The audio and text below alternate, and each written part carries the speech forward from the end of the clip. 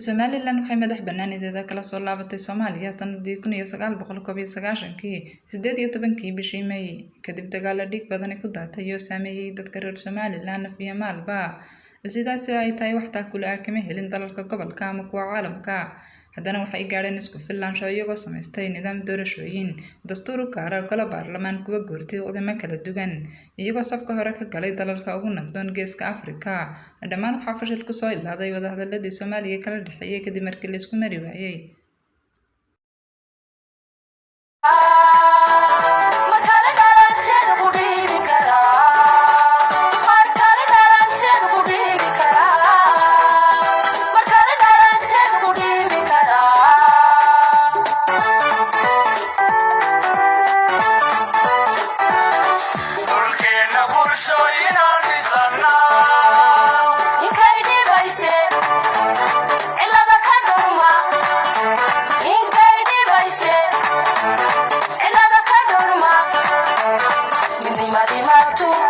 Again.